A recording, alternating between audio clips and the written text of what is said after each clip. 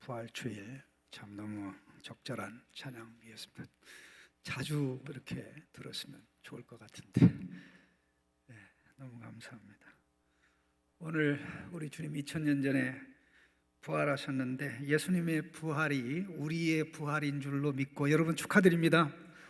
여지껏 예배 드리러 못 나오셨던 분 오늘 부활절만은 나오리라 그러게 해서 이렇게 나오셨고, 또 오늘도 어르신들 몸이 건질건질하지만 나오시지 못한 가운데 영상으로 또 예배드리고, 우리 유아들 또 이렇게 엄마들 또 영상으로 예배드리는데 바로 그 자리에도 우리 주님이 함께 계신 줄로 믿습니다. 예수 그리스도의 부활 때문에 우리는 수지 맞았습니다. 뭐라고요? 수지 맞았다. 수지에 안 살아도 수지 맞았습니다. 그 내용을 말씀하고 있는 것이 우리 고린도전서 15장입니다. 바울이 13개의 서신을 썼는데 13개의 서신 가운데 가장 긴 장이 오늘 본문입니다. 고난주간에 새벽 예배를 드렸는데 특별히 마태복음 중심으로 말씀을 생각했는데요, 예수님의 고난을 다루는 장이 마태복음 26장, 27장인데 마태복음 26장이 제일 깁니다. 근데 고난을 다루는 장 26장 그 다음에 27장이 길었다면 예수님의 부활의 영광을 얘기하는 바울의 13개의 서신 중에 오늘 본문이 가장 긴데, 그만큼 나눌 이야기가 또 가르칠 내용이 바울에게 많았다는 것입니다. 고린도 교회에게 있어서 가장 약했던 부분이 바로 부활입니다. 예수 그리스도의 부활이 가져다 준 그 혜택, 그 복이 얼마나 크고 위대한지를 고린도 교회 교인들은 그 시대의 영향을 받아서 잘못 알고 있었습니다. 사도 바울은 이 부분을 고린도전서 15장 전체에서 설명하는 가운데 사실 이 모든 말씀을 다 설명을 드리려면 제가 계산해 볼 때는 설교를 한 5편 내지 6편 정도를 해야 되는 그런 상황인데요, 그 중에 오늘 맨 마지막 부분만 말씀을 생각하기를 원합니다. 특별히 핵심을, 3가지 핵심을 얘기할 수 있는데 그 중에 첫 번째 핵심이 예수님의 죽으심과 부활은 복음의 중심에 있다는 것입니다. 그래서 예수 믿는 것은 예수님이 죽으심과 부활을 믿는 것이죠. 복음을 선포하는 것은 예수님의 죽으심과 부활을 선포하는 것인데, 그냥 어쩌다가 예수님이 죽었다가 살아난 게 아니라 성경대로 우리의 제 문제 해결하기 위해서 죽으셨다가 성경대로 다시 살아나신 거죠. 그게 첫 번째입니다. 만일 복음의 중심에 이것이 있다면, 예수님의 죽음과 부활이 있다면, 만일 예수님의 부활이 없다고 하면 심각한 문제가 발생합니다. 예수님의 부활이 없으면 신자의 부활이 없고, 그렇다면 복음도 거짓말이고 복음을 믿는 사람도 헛된 행위를 하는 것이고, 예수 믿고 믿음대로 살아가는 성도들의 삶은 허무하기 그지없다는 것입니다. 잠언서에 뿐만 아니라 특별히 전도서에 헛되고 헛된 인생을 얘기하는 가운데 그거보다 더 헛된 것이 바로 내용이 없는 복음, 예수 그리스도의 부활이 나의 부활인 것을, 예수 그리스도의 부활로 부활의 시대가 시작되고 그 부활의 시대에 사는 우리는 예수 그리스도의 생명으로 시작해서 마지막 날에 예수님에게 임한, 예수님의 몸에 임한 부활의 영광을 맞이하는 그날까지 가게 되는데, 이것을 안 믿고 이것이 사실이 아닌 것처럼 생각한다면 예수 믿는 사람이 이 세상에서 가장 불쌍한 사람이라는 것입니다. 그러나 사도 바울은 맨 마지막 부분에서 계속해서 말씀하기를 예수 그리스도의 부활은 역사적 사실이고 그 부활로 말미암아 신자의 부활이 가능하게 되었기 때문에 이제 복음도 중요하고 예수 그리스도를 믿는 믿음, 그리스도를 위해 살아가는 신앙의 삶은 가장 가치 있다, 가장 복된 일이다 라는 사실을 설명하고 있습니다.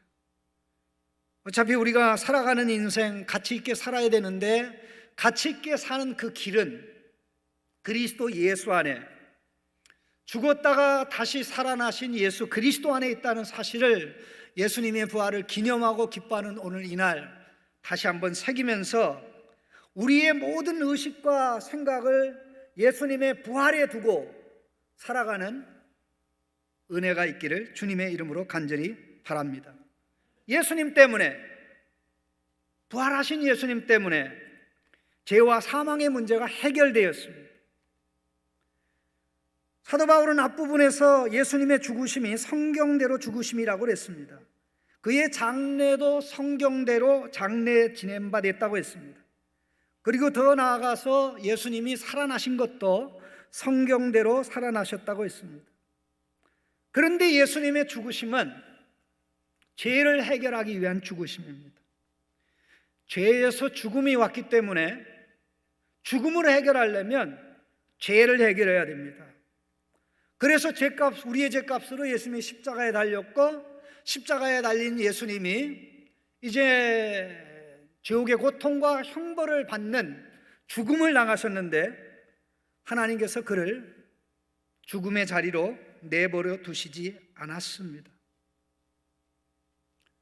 예수님에게는 죄가 없고 예수님에게는 불순종이 없기 때문에 순종하신 예수님의 죽음, 하나님의 모든 의를 성취한 예수님의 죽음이었기 때문에 그의 백성의 죄값을 치르면서 예수님은 살아나시게 되었다는 것입니다. 우리가 예수님의 십자가 부활을 생각하면서 꼭 기억을 해야 될 것은, 예수님의 십자가는 예수님이 우리의 구원을 위해서 아버지께 하신 겁니다. 꼭 기억하셨으면 좋겠습니다. 알고 있는 내용입니다. 예수님의 십자가는 예수님이 우리의 구원을 위해서 아버지께 하신 겁니다. 그럼 부활은 예수님이 하신 겁니까? 하나님 아버지가 하신 겁니까? 하나님 아버지가 예수님이 하신 것을 받았다라고 공포하고 선언하는 것입니다. 네가 수고하고 애쓴 것, 사랑하는 아들 예수 그리스도가 십자가에서 해결하셨다는 것, 죄와 사망의 문제를 해결했으니 이제 예수 그리스도 안에서 의와 생명이 주어지게 됐다는 것을 선언하는 것이 부활의 사건입니다. 작년에 부활주의를 기념하면서 혹시 제가 했던 설교를 실수로 기억하시는 분 있나요? 실수로. 그때 제가 말씀을 드린 가운데, 예수님의 십자가는 대선과 같은 것이고 부활은 대선의 결과와 같은 것이라고, 기억납니까? 네. 예수님이 우리를 살리기 위해서, 해결하기 위해서 이제 십자가에서 대선을 치렀는데, 그 결과 우리 하나님이 받아주셔서 예수님을 살리심으로 천상왕으로 세운 이 사건, 그래서 우리에게 구원의 은혜가 오는 이 엄청난 역사가 일어났던 것입니다. 그런데 예수님에게는 어떤 일이 있어요? 예수님은 죽었다가 3일 만에 살아났습니다. 두 단계를 거쳐서 예수님이 살아난 게 아니라 단번에 예수님이 살아나셨습니다. 그런데 우리는 단번에 살아나는 게 아니라 먼저 우리가 예수를 믿을 수 있도록 우리의 죄와 허물로 죽었던 영이 살아나고, 그리고 다음에 마지막 날에 예수님이 재림하실 때 우리의 몸이 예수님의 부활 생명으로 살아나게 됩니다. 예수님에게는 단번에, 그리고 우리에게는 예수 믿을 수 있도록 우리 영이 예수 생명을 가지고 마지막 날에 우리의 몸이 예수 생명을 가지는 그런 역사가 있다는 것입니다. 이것을 정확하게 말씀하고 있는 것이 로마서 8장입니다. 로마서 8장 10절 11절을 보면 또 그리스도께서 너희 안에 계시면 몸은 죄로 말미암아 죽은 것이나 영은 의로 말미암아 살아있는 것이니라. 지금 몸은 죄로 말미암아 죽은 것이나 영은 의로 말미암아 살아있는 것이니라. 11절에 예수를 죽은 자 가운데서 살리신 이의 영이 너희 안에 거하시면 예수 그리스도를 죽은 자 가운데서 살리신 이가 너희 안에 거하시는 그의 영으로 말미암아 너희 죽을 몸도 살리시리라. 예수님이 부활하셨기 때문에 이제 우리가 살아나는 생명의 프로젝트가 시작이 되었다는 것입니다. 먼저 우리 영이 살아나고 마지막 날에 우리의 몸이 예수 생명으로 살아나는 역사가 있을 것이라고 바울은 51절에서 엄숙하게 선언하고 있습니다. 보라, 내가 너희에게 비밀을 말하노니 우리가 다 잠잘 것이 아니요 마지막 나팔 순간에 홀연히 다 변화되리라. 우리가 다 잠잘 것이요. 여기서 다 잠잘 것이 아니요라는 말은 예수 믿다가 예수님의 재림 전에 죽은 성도들이 예수님이 재림하시는 그날에 죽음의 잠에서 일어난다는 것입니다. 저는 예수님이 재림할 때까지 살아있기를 원합니다. 여러분 그렇게 원하시죠? 전 땅속에 들어가는 거 원하지 않습니다. 근데 빨리 와야 되는데 그게 어떻게 될지 모르겠습니다만은 어쨌든 죽든지 죽어서 땅에 묻혀 있든지 그때까지 살아있다면 죽은 자나 살아있는 자나 예수 믿는 우리에게 공동적인 현상이 있는데 순식간에 천사들이 불어대는 어마어마한 전 세계에 울리는 그 나팔 소리에 맞춰서 살아있는 성도와 죽어서 잠자고 있는 성도가 순식간에 부활합니다. 여기 보십시오. 순식간에 홀연히 다 변화되리니. 이때 우리 몸이 영광스러운 몸으로 바뀌는 것입니다. 죽을 몸이 죽지 않을 몸으로, 더러운 몸이 깨끗한 몸으로, 약한 몸이 강한 몸으로, 욕된 몸이 영광이 가득한 몸으로, 죄 짓는 몸이 죄를 짓지 않는 성령 충만한 몸으로 바뀌는 그 역사가 우리 주님이 재림하시는 날 있는 것입니다. 그러니 예수님의 부활은 우리의 부활이고 예수님의 부활로 인해서 가장 기뻐하고 가장 즐거워하고 춤추고 노래해야 될 자가 바로 저와 여러분인 것입니다. 그 날을 바라보면서 바울은 내가 너희에게 비밀을 말한다고 했습니다. 그날에는 죽을 것이 없어질 것입니다. 썩어질 것이 없어질 것입니다. 예수님이 죽음과 썩어짐을 해결하고 무덤에서 나오셨기 때문에 이제 예수 그리스도 안에 있는 자에게는 예수 생명이 영혼에서 시작해서 마지막 날에 몸에까지 나타나는 이 엄청난 역사가 있을 것이기 때문에 바로 사도 요한은 그날에는 통곡하는 일이 없을 것이라고 그랬습니다. 새하늘과 새 땅에 없는 몇 가지를 언급하고 있습니다. 그 중에 몇 가지가 등장하는데 이 내용을 가만히 보십시오. 3절에 보니까 내가 들으니 보좌에서 큰 음성이 나서 이르되 보라 하나님의 장막이 사람들과 함께 있으며 하나님이 그들과 함께 계시리니 그들은 하나님의 백성이 되고 하나님은 친히 그들과 함께 계셔서 모든 눈물을 그 눈에서 닦아주시니 다시는 사망이 없고 첫 번째, 두 번째는 애통하는 것이 없고 세 번째 곡하는 것이 없고 네 번째 아픈 것이 다시 있지 아니하리라. 자, 사망, 애통, 애곡, 질병. 질병은 뭡니까? 죽음으로 가는 병이죠. 죽음이 없으니 아픈 것이 없고 죽음이 없으니 애통과 애곡이 없습니다. 예수님이 이 죽음의 문제를 그렇게 해결하십니다. 우리가 특별히 하나님의 은혜로 지금 전 세계에 만연하는 전염병으로부터 보호를 받고 있는데, 이것은 하나님이 우리에게 베풀어 주신 은혜의 작은 부분에 지나지 않아요. 이 전염병으로부터 보호를 받는다고 할지라도 죄의 전염병으로부터 보호를 받지 못하면 미래는 없어요. 미래 없습니다. 병에 걸렸다가 치료받는 것도 은혜지만 죽음의 병에 이르지 않는 은혜는 그리스도 예수 안에서만, 죽었다가 다시 살아나신 예수 그리스도를 믿는 믿음으로만 우리에게 하나님께서 주시는 선물인 줄로 믿습니다.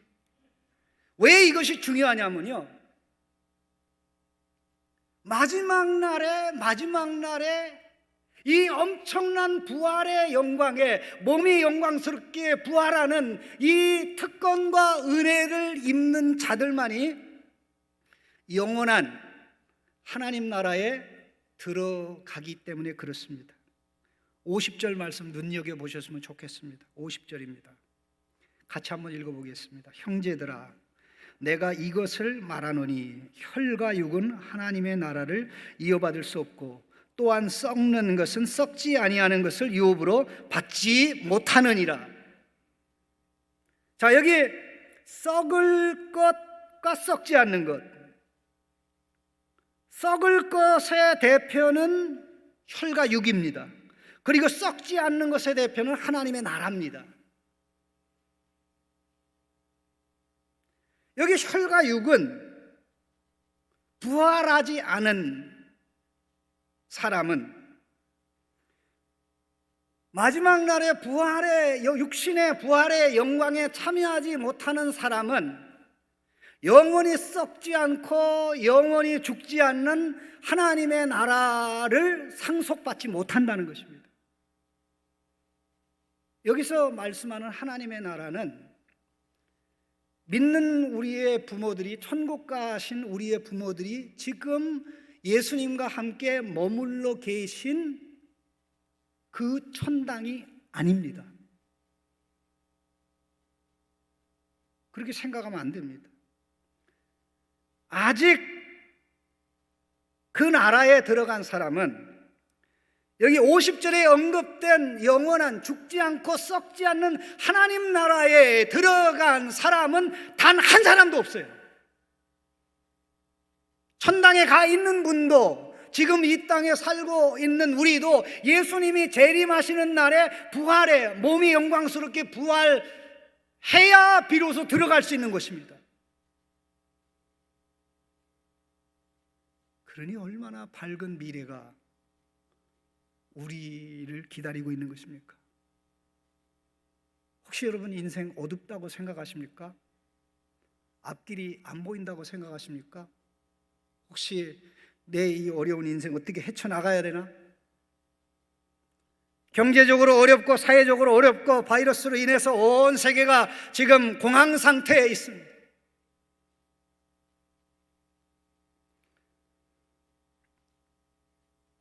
세상 나라가 어지럽고 어렵고 힘들고 앞이 안 보이는 것이지, 하나님 나라가 어렵고 힘들고 앞이 안 보이고 미래가 없고 불안하고 초조한 것 아닙니다. 우리가 그 나라를 볼 수만 있다면, 그 나라를 볼 수만 있다면, 내가 참 예수 믿기를 잘했다, 예수 믿을 바에 제대로 믿어야지, 바르게 믿어야지. 마지막 날에 주님이 오셔서 영광스러운 부활한 몸을 입혀주시고 영원히 새하지도 않고 사라지지 않은 그 나라에 들어가게 되는 영광이 우리 앞에 있으니, 그 영광을 내다보고 그 영광을 의식하고 살아가야 될 의욕과 용기가 생기기 때문에 그렇습니다. 예수님은 그날이 이르기까지 통치하실 것입니다. 그날이 이르면 사망은 설 자리가 없을 것입니다. 56절에 사망이 쏘는 것은 죄요, 죄의 권능은 율법이라 그랬습니다. 이 번역이 좀 약간 정확하지 않은데요, 여기 사망을 쏘는 것은 죄요, 그런 말입니다. 사망을 쏘는 것은 독침이라는 게 뭡니다? 죄의 화살에는 이 독침이 달려 있는데, 그 끝에 독침이 달려 있는데, 이게 딱 쏘면 독침을 맞으면 어떻게 됩니까? 죽죠. 죄의 화살이 우리 생각을 쏴요. 생각이 잘못되죠. 감정을 쏴요. 감정이 잘못돼요. 다 어그러진 길로 갑니다. 그것으로부터 우리를 자유롭게 하시는 분, 부활하신 예수님. 그 자유를 우리가 누리게 된다는 것입니다. 바로 그날을 생각할 때 어떻게 살아야 되겠습니까? 이제 부활하신 예수님 때문에, 예수님의 부활이 우리의 부활이기 때문에 우리의 삶은 가치가 있습니다. 예수 안에서 사는 삶은 단 하나도 허무한 것이 없습니다. 58절에 그러므로 내 사랑하는 형제들아 견실하여 흔들리지 말고 항상 주의 일에 더욱 힘쓰는 자들이 되라. 이는 너희 수고가 주 안에서 헛되지 않은 줄 알매니라. 58절에 나와 있습니다. 58절을 다시 한번 눈여겨보시죠. 화면 좀 띄워주시죠. 58절에 이 58절은 부활장의 결론입니다.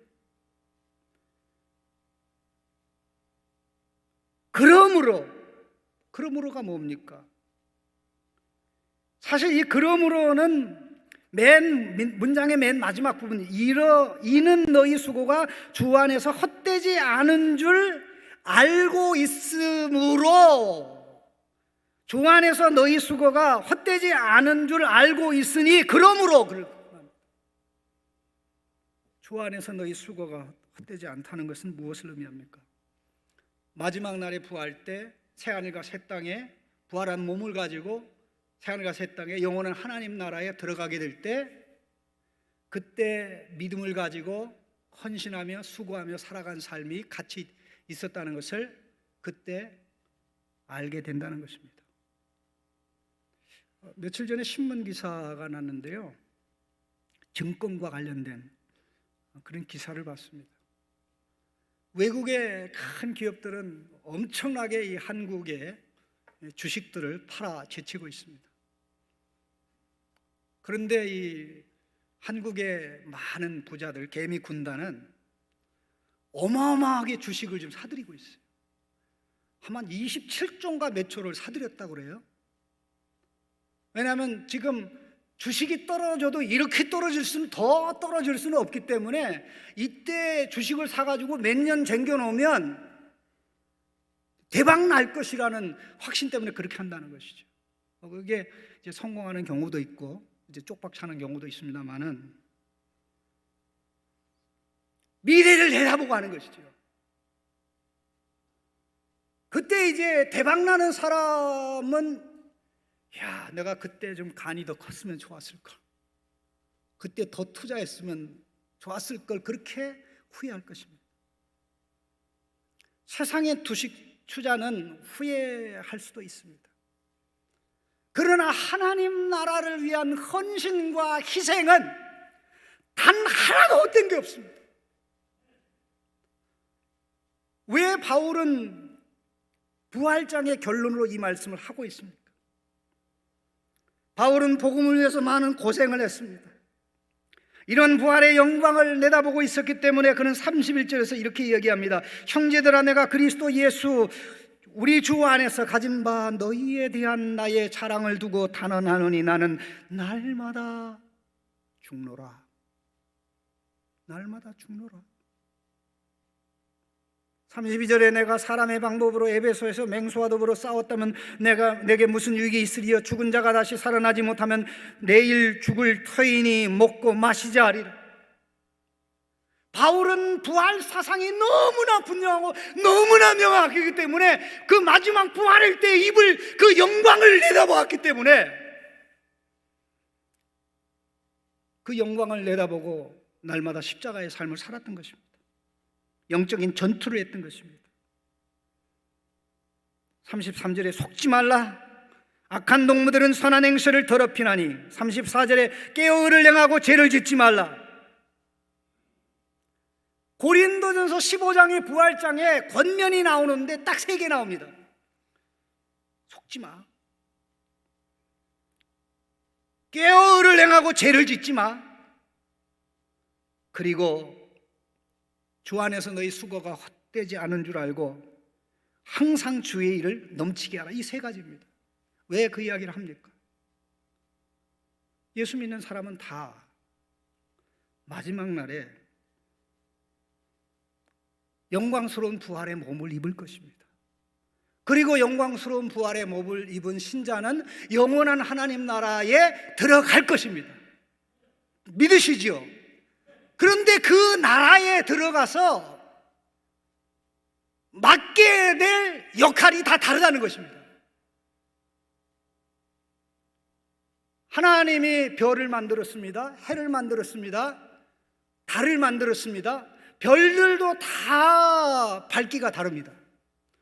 똑같은 피조물이지만 해의 역할이 다르고 달의 역할이 다르고 별의 역할이 다르고 각각 피조물들의 역할이 다른데 마지막 우리 주님이 재림하셔서 부활의 영광을 입는 그날에 우리가 새하늘과 새 땅에 들어가서 하게 될 역할이 오늘 우리가 살아가는 삶에 따라 다르다는 것입니다. 안 믿어도 괜찮아요. 안 믿어도 괜찮습니다. 안 믿으면 나만 손해요. 그러므로 사랑하는 형제들아, 견실하여 흔들리지 말고 항상 주의 일에 더욱 힘쓰는 자들이 되라. 사도 바울은 이 똑같은 말씀을 15장 10절에서 했습니다. 부활장 중심에서 그러나 내가 나된 것은 하나님의 은혜로 된 것이니 내게 주신 그의 은혜가 헛되지 아니하여 내가 모든 사도보다 더 많이 수고하였으나 내가 한 것이 아니요 오직 나와 함께 하신 하나님의 은혜로다. 하나님의 은혜가 수고하게 하고 땀 흘리게 하고 힘쓰게 하고 애쓰게 하고 하나님의 아들로 자랑스럽게 살아가도록. 왜 바울이 그렇게 바보같이 살았을까요? 왜 그렇게 힘들게 살았을까요?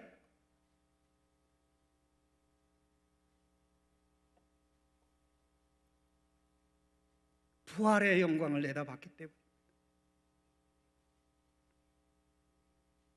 해도 하나님이 만든 것이요 달도 하나님이 만든 것이요 별도 하나님이 만든 것이지만 41절에 해의 영광이 다르고 달의 영광이 다르고 별의 영광도 다르고 별과 별들의 영광이 다른데 마지막 날에 부활의 동일한 영광을 우리가 다 받게 되지만 그 나라에 들어가서 맡게 될 역할이 다 다르다는 것입니다.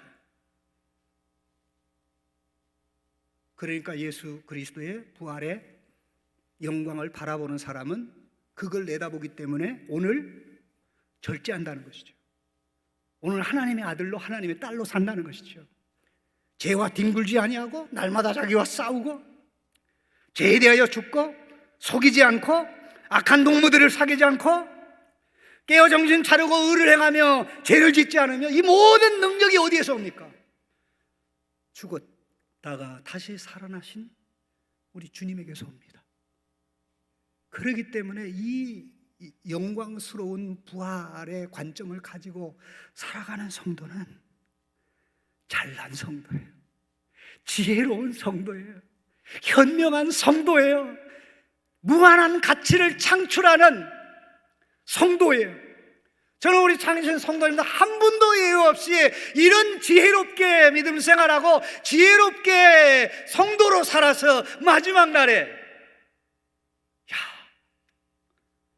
내가 사람들이 볼 때 어리석은 것 같고 헛된 것 같지만 참 그때 믿음으로 살기를 잘했어. 헌신하기를 잘했어. 말씀대로 살기를 잘했어. 이런 줄 알았으면 더 주 안에서 수고할 걸. 이런 줄 알았으면 더 날마다 죽었을 걸. 이런 줄 알았으면 더 말씀에 붙잡혀 살았을 걸 하는 일이 있을 것입니다. 성도 여러분, 예수님의 부활은 남의 이야기가 아닙니다. 나의 이야기, 나의 부활, 우리의 현재요, 우리의 미래입니다. 부활 생명이라는 출발점에서 마지막 날의 그 영광스러운 부활을 향해서 달려가기에 우리의 부활 생명에 반대되는 모든 것들에 대하여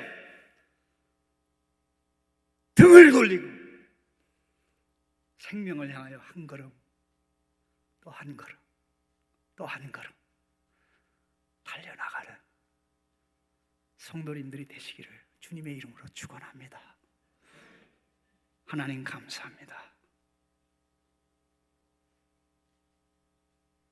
예수님의 부활로 우리 안에 생명이 시작되고 예수님의 부활로 우리는 생명을 향해 나아가는 영광에서 영광으로 생명에서 더 큰 생명으로 나아가 마침내 주님이 오시는 그날에